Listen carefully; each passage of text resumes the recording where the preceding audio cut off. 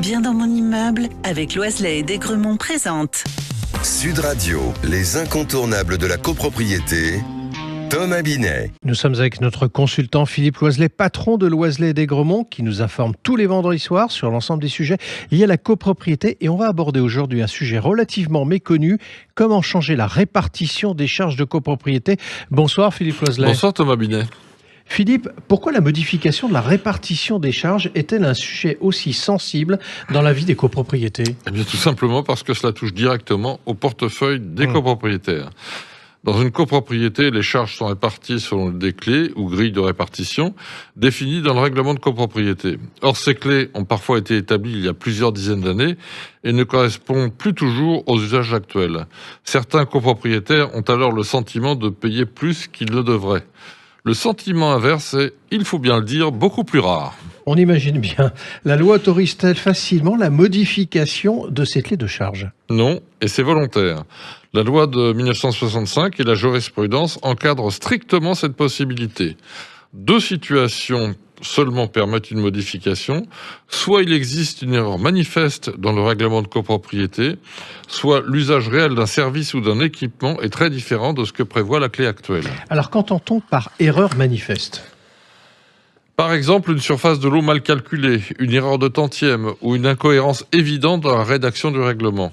Ce sont des erreurs objectives, vérifiables et non des appréciations personnelles. Et le second cas concerne donc l'usage réel des équipements. Exactement.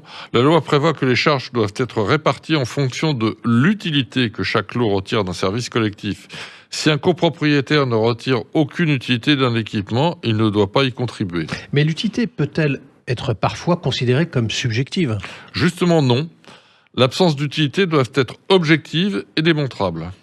Un exemple classique, l'ascenseur pour un lot situé au rez-de-chaussée.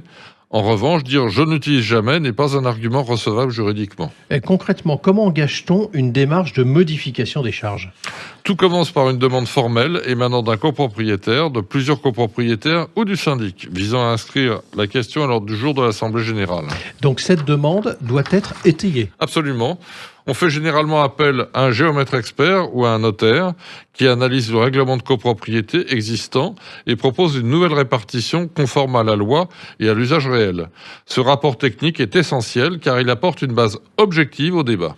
Quelle majorité est nécessaire pour faire adopter cette modification, Philippe ?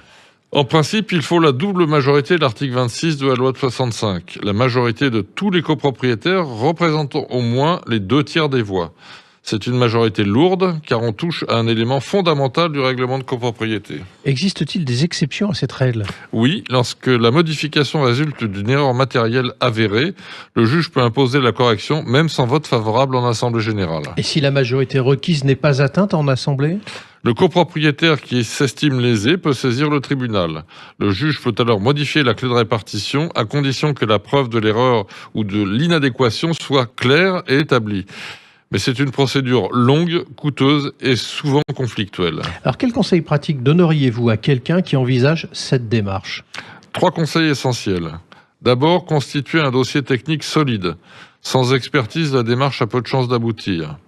Ensuite, expliquer clairement la situation aux autres copropriétaires avec des exemples concrets. Enfin, rechercher le consensus en amont de l'Assemblée, car ce type de décision se gagne par la pédagogie, pas par l'affrontement.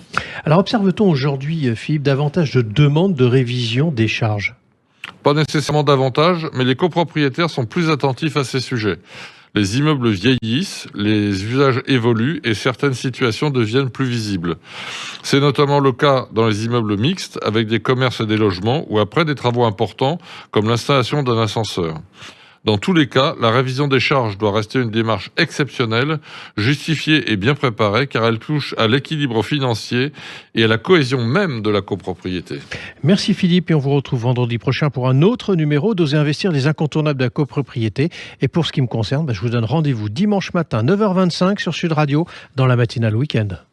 Sud Radio, les incontournables de la copropriété, Thomas Binet. Avec Loiselet et Desgremont, bien dans mon immeuble.